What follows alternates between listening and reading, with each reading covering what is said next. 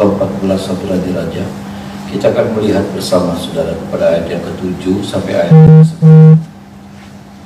Ayat 7 sampai ayat yang ke-9. Saudara, sama-sama kita baca ayat-ayat ini. 1, 2, 3. Pergilah, katakan kepada Yerobeam, beginilah firman Tuhan Allah Israel, aku telah meninggikan engkau dari tengah-tengah bangsa itu dan mengangkat engkau menjadi raja atas umatku Israel. Aku telah mengoyakkan kerajaan dari keluarga Daud dan memberikannya kepadamu. Tetapi engkau tidak seperti hambaku Daud yang tetap mentaati segala. Engkau menimbulkan sakit hatiku, bahkan engkau telah membelakangnya. Saudara, kita melihat di sini, Bapak Ibu Saudara, sebuah kekecewaan yang Tuhan sampaikan. Ya, kekecewaan, saudara. Kecewa. Kita tidak suka yang namanya dikecewakan. Apa sih kecewa? Kecewa ketika kita sudah mempunyai sebuah ekspektasi, ya, pengharapan, dan itu tidak terjadi. Maka disitulah kemudian muncul kecewa. Kecewa juga ketika ada sesuatu yang kita sudah lakukan, tetapi kemudian tidak ada timbal balik di dalamnya. Itu juga yang namanya yang bisa memunculkan kecewa. Dan seperti itulah yang Tuhan rasakan, saudaraku. Mengapa Tuhan kecewa? Karena ada alasan-alasan. Ya, kecewa itu, saudaraku, harus beralasan, dan kekecewaan Tuhan kepada Yerobeam itu sangat beralasan. Mengapa, saudaraku? Karena ayat yang ke-7, saudara, ayat yang ke-8 menjelaskan tentang apa yang Tuhan sudah buat dan lakukan pada Yerobeam. Bukannya tidak ada yang Tuhan buat, bukannya tidak ada, belum pernah yang Tuhan buat, tetapi sudah dan sering, dan bahkan hal-hal yang luar biasa yang Tuhan buat untuk Yerobeam. Makanya Tuhan katakan, aku telah meninggikan engkau dari tengah-tengah bangsa itu dan mengangkat engkau menjadi raja atas umatku Israel. Itu yang Tuhan buat. Tuhan meninggikan Yerobeam setinggi-tingginya dari orang yang biasa, saudara. Aku telah mengoyakkan kerajaan dari keluarga Daud dan memberikannya kepadamu, tetapi engkau tidak seperti hamba-Ku. Bayangkan, saudaraku, yang Tuhan sudah lakukan kepada Yerobeam. Tuhan mengoyakkan kerajaan Israel. Tuhan mengoyakkan, saudara. Ya, seperti katanya digambarkan lewat nubuatan seperti jubah yang dikoyak. Ya. Nabi Tuhan pernah datang kepada Yerobeam dan kemudian mengoyakkan. Seperti itulah katanya, ya. Tuhan koyakkan bangsa Israel, saudaraku, ya. Dan 11 suku sebetulnya Tuhan berikan kepada Yerobeam. Hanya satu suku yang tersisa, yang tertinggal dalam keluarga Daud. Tapi 11 suku diberikan kepada Yerobeam. Jadi bukan tanpa alasan mengapa Tuhan kemudian kecewa sama Yerobeam. Bukannya tidak pernah berbuat apa-apa Tuhan kecewa, ya saudara. Tapi karena Tuhan sudah melakukan hal-hal yang luar biasa kepada Yerobeam, tetapi kemudian tidak ada timbal balik. Apa yang Tuhan harapkan dari diangkatnya Yerobeam jadi raja buat bangsa Israel, sudah dari 11 suku ini, tetapi itu tidak pernah terjadi. Bahkan sangat mengecewakan. Kenapa? Karena kemudian kita melihat dia membuat patung-patung tuangan, dia membuat Allah-Allah lain di tengah-tengah 11 suku ini. Dia memalingkan muka daripada 11 suku ini yang tadinya kepada Tuhan, tapi sekarang kepada Allah-Allah lain, kepada berhala-berhala. Tuhan kecewa. Saudara, kita tidak membahas Yerobeam, tetapi pagi ini kita membahas hidup kita. Ya, pertanyaannya, adakah Tuhan kecewa sama kita? Adakah Tuhan kecewa sama kita? Kenapa? Karena sudah ada banyak hal yang Tuhan buat dalam hidup kita dengan sebuah pengharapan. Ingat, ketika Tuhan melakukan sesuatu kepada kita dengan sebuah pengharapan, Firman Tuhan pernah bilang, aku menebus kamu dengan harga yang lunas, tunai dibayar. Itulah sebabnya muliakanlah Allah dengan tubuhmu kan. Itu kata firman Tuhan. Artinya apa? Dengan sebuah harapan, perbuatan yang Tuhan buat dalam hidup kita, karya Tuhan yang Tuhan kerjakan dalam hidup kita, dalam banyak hal, apakah itu memberkati kita, ya saudara, menolong kita, menyembuhkan kita, memanjangkan umur kita, melepaskan kita dari masalah dengan sebuah pengharapan, dengan sebuah tujuan. Pertanyaannya, adakah kita sudah memenuhi harapan Tuhan itu? Ini firman buat kita semua, sudah. Adakah kita sudah memenuhi pengharapan Tuhan? Dengar firman ini, sudah. Jangan tolak. Karena ini serius buat kita. Karena hal yang terjadi kepada Yerobeam bisa juga terjadi kepada saya dan saudara. Hal yang menimpa Yerobeam itu juga akan menimpa saya dan saudara. Karena saya percaya, saudaraku, seperti Yerobeam, saya dan saudara juga sudah mengalami banyak hal yang luar biasa dari Tuhan. Ada amin, saudara? Ada banyak hal yang luar biasa yang Tuhan buat.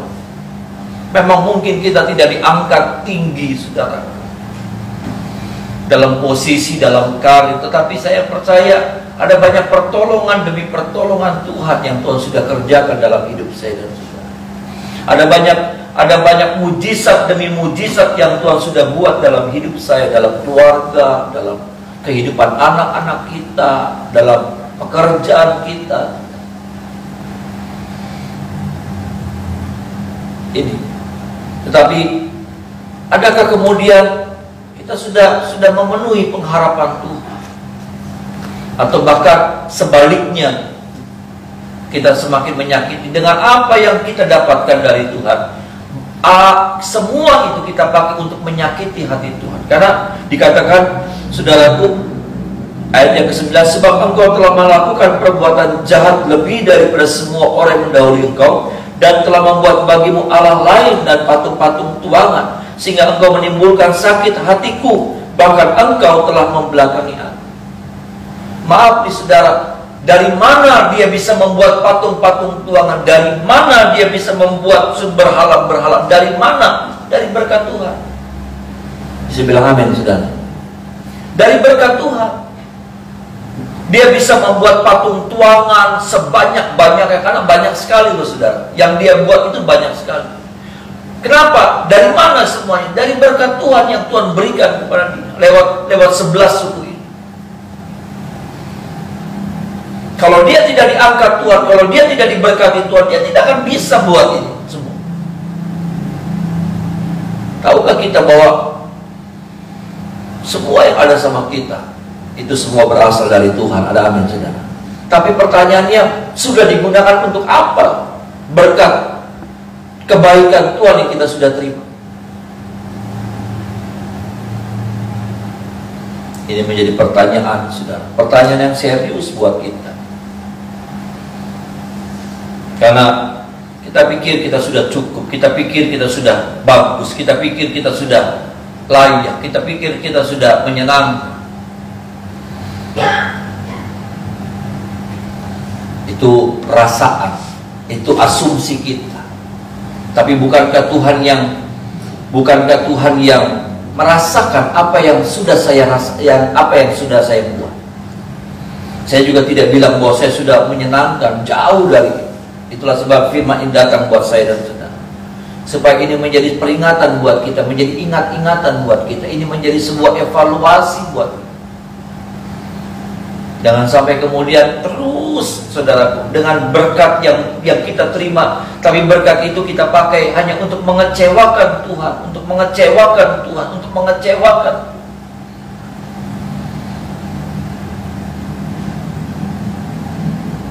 Tolong kita, saudaraku, supaya bukan seperti Yerobeam yang kita alami, nasib seperti Yerobeam yang kemudian akhirnya Tuhan hancurkan.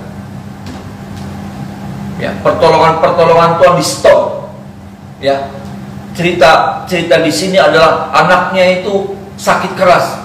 Dia datang kepada Nabi Ahia dengan maksud supaya dapatkan pertolongan dari Tuhan lewat Nabi Ahia. Tapi Nabi Ahia, Tuhan bilang begini sama Nabi Ahia, ya, bilang sama dia, waktu istrinya ya sudah, waktu kamu bawa masuk anak kamu, satu langkah masuk ke dalam rumah, anak itu mati. Artinya apa? Mujizat pertolongan Tuhan selesai.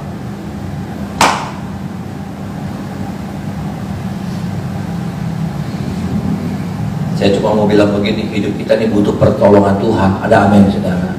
Hidup kita tuh butuh mujizat Tuhan. Hidup kita tuh butuh anugerah Tuhan. Apa jadinya kalau hidup kita tidak ada pertolongan Tuhan? Apa jadinya hidup kita kalau kita tidak ada mujizat Tuhan? Apa jadinya kita kalau hidup kita nggak ada lagi anugerah Tuhan? Apa jadi? Saya nggak bisa membayangkan hidup saya kalau anugerah Tuhan itu sudah nggak ada dalam hidup saya. Habis. Doa saya mandek, doa saya nggak pernah didengar, masalah-masalah saya nggak pernah ditolong, saya nggak pernah yang namanya ketemu sampai jalan keluar. Saya nggak akan pernah ngalamin lagi yang namanya mujizat seperti Absal, seperti Yerobeam. Hari ini kita ada sampai hari ini, saudara, itu semua karena kebaikan Tuhan. Ada amin, saudara. Ya, ada hal-hal yang kita nggak bisa selesaikan, Tuhan buat tolong kita. Ada yang begini, tapi ada mujizat, ada pertolongan, ada pembelaan Tuhan, ada kekuatan. Ya, jalan keluar belum ada, tapi kita dikuatkan untuk bisa menghadapi masalah demi masalah yang kita hadapi. Ada amin, saudara. Kita dibuat tegar, kita dibuat kuat. Saudara. Kayaknya hancur, kita hancur, saudara. Tapi Tuhan hiburkan kita. Tuhan bangkitkan semangat kita. Saya percaya semuanya pekerjaan Tuhan, pekerjaan Roh Kudus dalam hidup kita. Ada amin, saudara. Kita menghadapi masalah yang berat, beban yang berat, saudara. Belum ada jalan keluarnya sih, belum, ya saudara. Tapi nggak tahu, kita pikir, aduh, udah habis. Tapi ada tuh, saudara, ya, ada Roh Kudus yang menghibur kita, ada Roh Kudus yang menguatkan kita. Kemarin saya begitu, saudara, mengalami yang namanya tekanan yang luar biasa. Tapi ada kekuatan Tuhan yang kembali membangkitkan saya.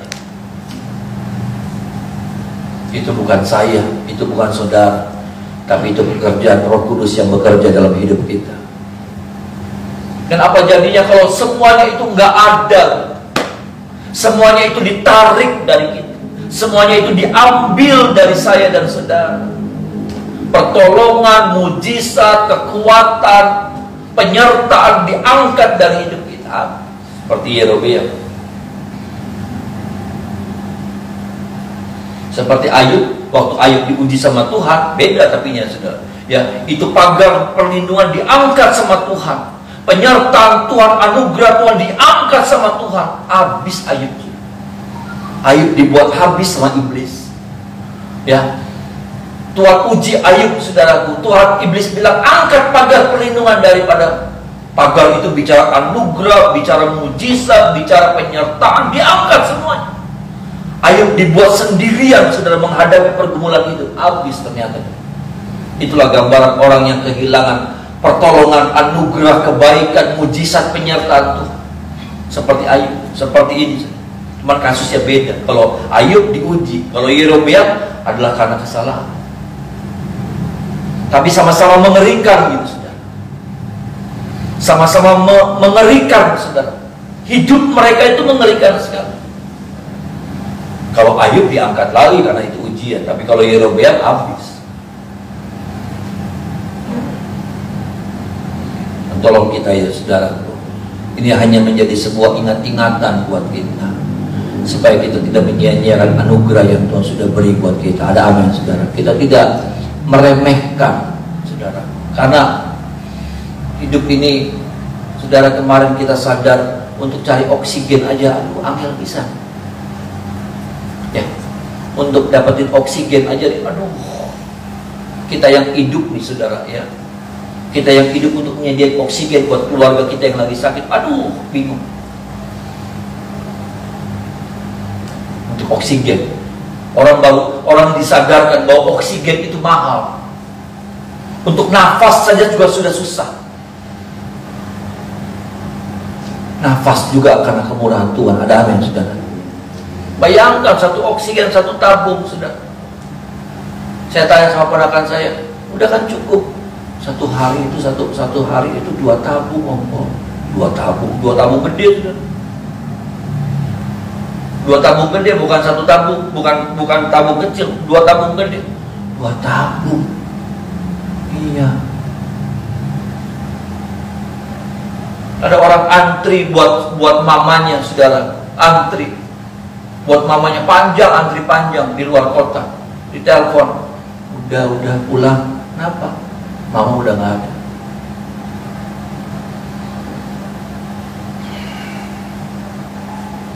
Hidup karena anugerah Tuhan. Amin. Kita disadarkan, saudara. Nafas saja yang kita nggak pernah mikir untuk bernafas. Kita nggak pernah mikir buat bernafas. Adakah besok kita mikir masih bisa nafas gak ya? Pribadi cari nafasnya, cari oksigen? Enggak. Kita nggak pernah mikir. Tapi itu Tuhan sediakan. Kenapa? Itulah anugerah Tuhan buat saya dan saudara.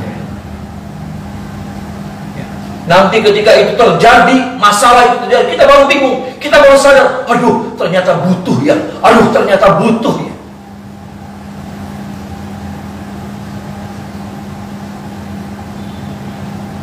Orang katanya sampai apa itu saudara, tabung pemadam kebakaran dijual buat dibilang oksigen, mati orang. Buat pemadam kebakaran sudah diganti pakai apa? Mati orang. Bukan tambah benar, tambah sesek. Nah, tolong kita semua yang mendengarkan firman Tuhan pagi hari ini, hidup karena anugerah Tuhan. Ada amin, saudara. Dan biarlah anugerah Tuhan tidak kita sia-siakan. Kita menerima gratis, betul. Tapi maaf, dengan sebuah harapan. Anak-anak kita kasih makan gratis. Betul, saudara? Kita nggak pernah bilang begini, ya tadi makan, nggak ada orang tua rada sedeng, saudara. Ya, makan jamblang terus, tadi lo makan 50.000 ya, nggak ada. Semua gratis. Tapi adakah orang tua tidak ada pengharapan sama anak ini? Ada pengharapan. Tentu saat anak ini menjadi orang yang diberkati Tuhan, dan anak ini menjadi anak yang hormat sama orang tua, ingat sama orang tua, orang yang berbakti, orang yang bisa bantu orang tua. Bukan tidak ada pengharapan. Betul, mulut mungkin gak pernah terucap. Orang tua itu sudah kadang-kadang bilang, udah buat lu bayar. Padahal ini hati ini, maaf ya saudara, bukankah kita juga berharap orang tua dikasih itu nggak banyak, tapi itu tuh nyenengin, betul sudah, ya, nggak banyak, tapi itu tuh kayaknya mulut saya bilang udah nggak usah, udah buat anak-anak lu bayar buat anak, tapi rasanya kalau mereka bisa kasih sama kita, kayaknya hati ini berbunga-bunga. Itu pengharapan. Gratis kita kasih sama mereka. Gratis, nggak pernah ada list pengeluaran. Kalau kita jalan-jalan ada list pengeluaran. Mau makan bagi rolas. Kalau ini nggak ada kita saudara punya anak 12 ini nggak. Tapi apakah orang tua nggak punya pengharapan? Ada. Suatu saat kalau papa mama sudah tua, jangan lupa sayang ya sama papa mama. Ya, pelihara papa mama.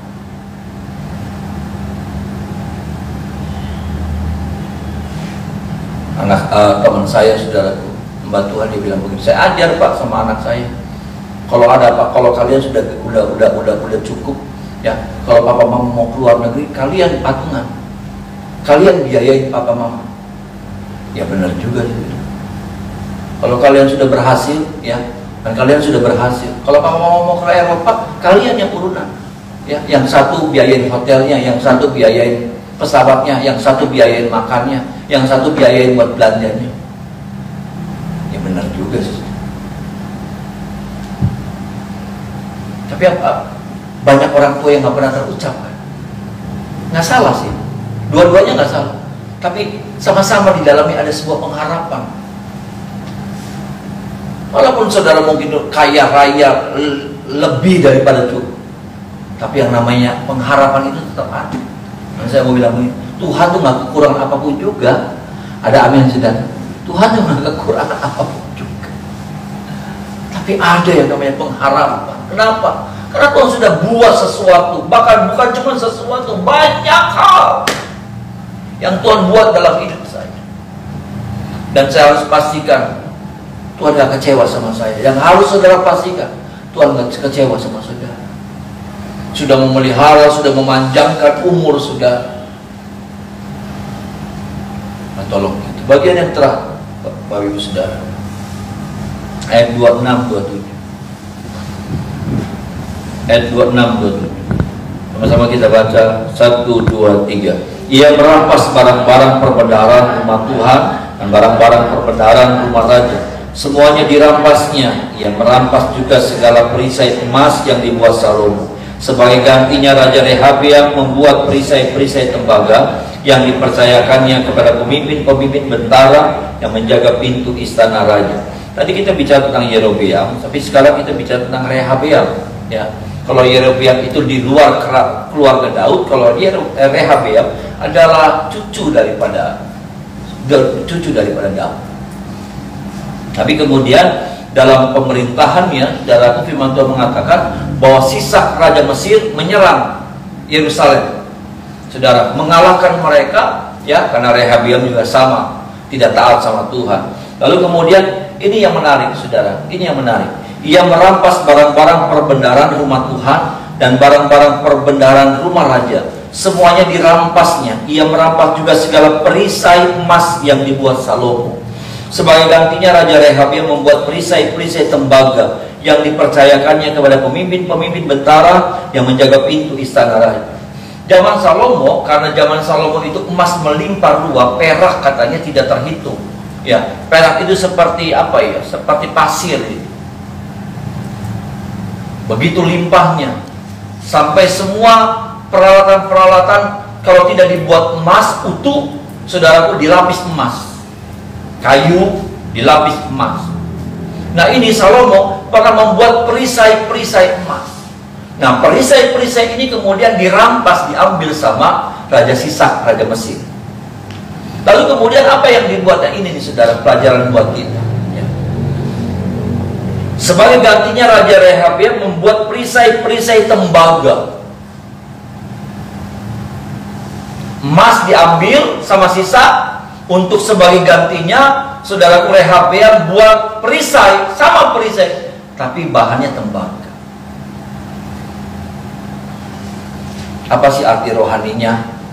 Ya, kadang-kala firman Tuhan nih, saudara, ya, secara jelas kita bisa artikan.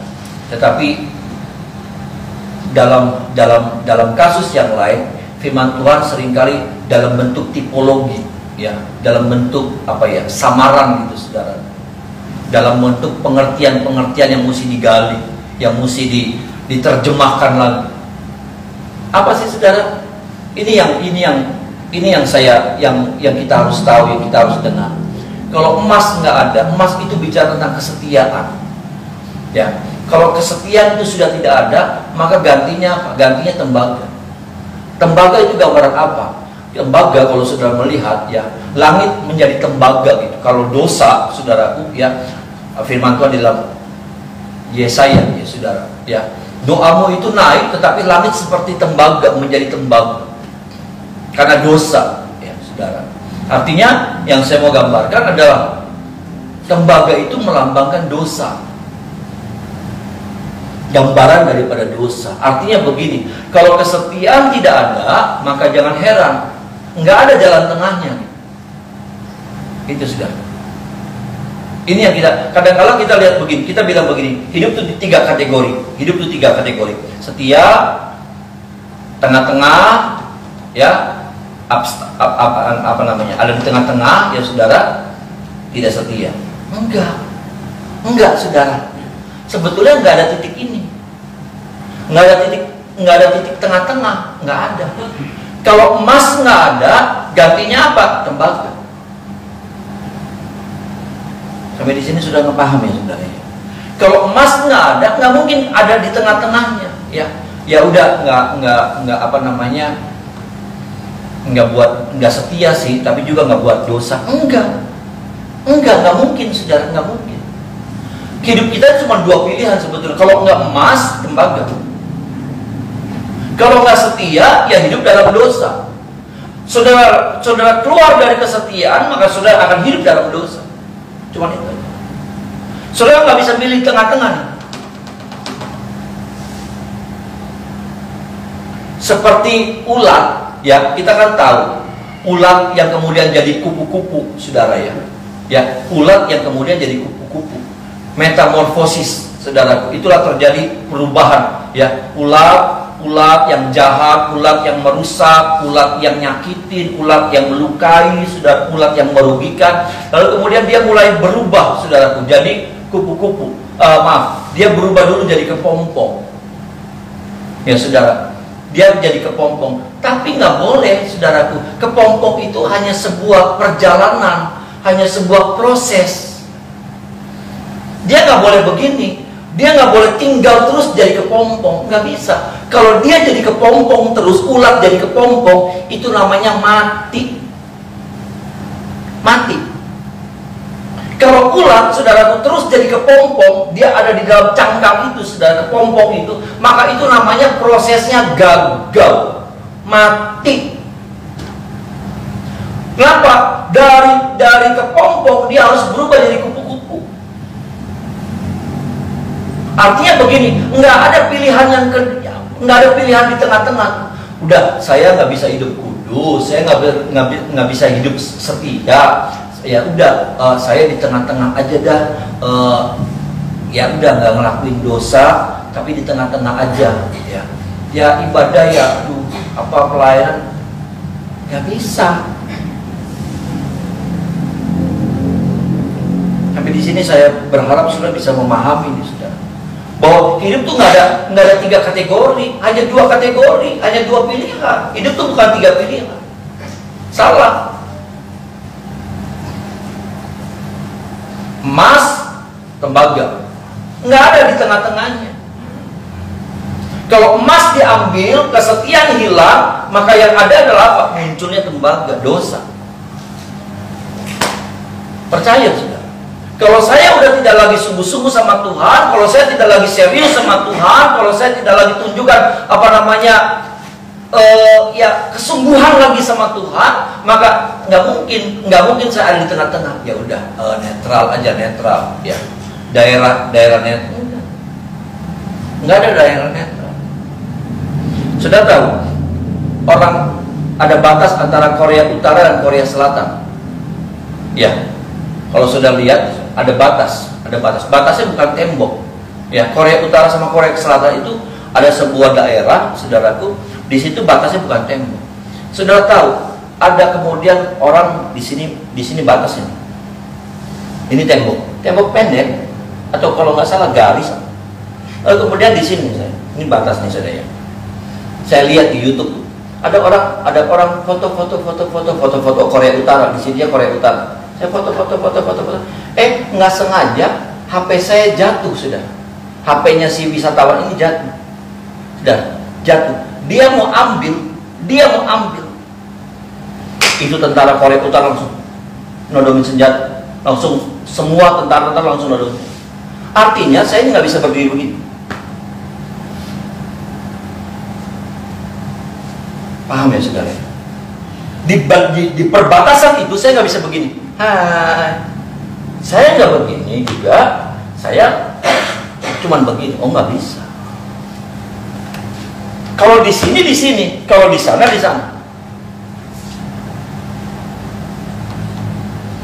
Nggak ada daerah tengah-tengah.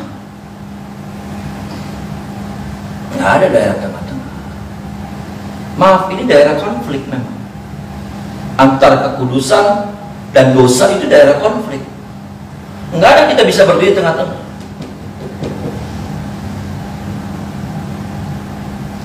Dan tolong kita ya saudara.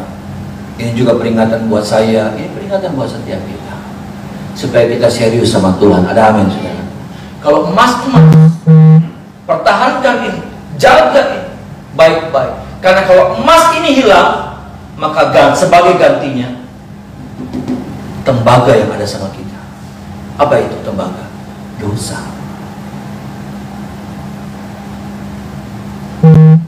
Ada orang bilang ini, ya pokoknya beli gawe dosa, pokoknya beli, nggak mungkin, nggak mungkin. Tolong kita saudara, tolong kita supaya kita bisa terus mempertahankan emas. Emas itu apa? Emas itu kesungguhan, keseriusan kita, kesetiaan kita sama Tuhan. Itulah emas. Kita mau bangun terus, kita mau jaga supaya jangan sampai sisa ini, saudara, sisa Mesir. Apa itu Mesir? Ya, kalau gambaran daripada hamba-hamba Tuhan dulu, Mesir itu gambaran daripada dunia. Dunia dan kekuatannya mengambil itu emas. Dunia dan pengaruhnya. Dunia ini sedang mempengaruhi kita. Untuk apa? Mengambil emas, mengambil kesetiaan yang ada sama kita dengan segala macam cara. Caranya dunia itu hebat. Caranya dunia itu hebat. Dia bukan cuma datang lewat dosa, tapi dia datang lewat cara yang lain. Dia bukan cuma datang dengan dosa, maaf nih saudara, tidak, judi, enggak, narkoba, ya saudara, perempuan, enggak. Tapi dia datang dalam bentuk-bentuk yang lain.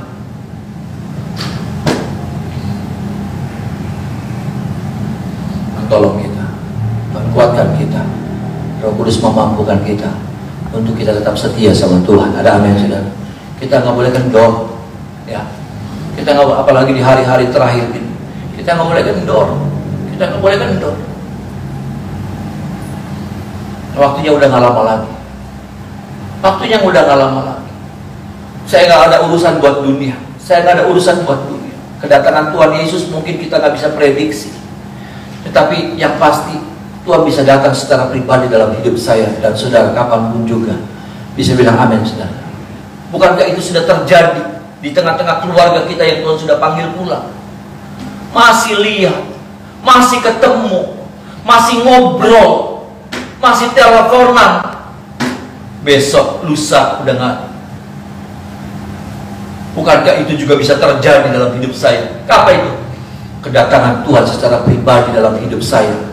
Kedatangan Tuhan secara pribadi dalam hidup saya. Tuhan kuatkan kita, Tuhan mampukan kita. Ada amin saudara. Mari kita menyembah Tuhan.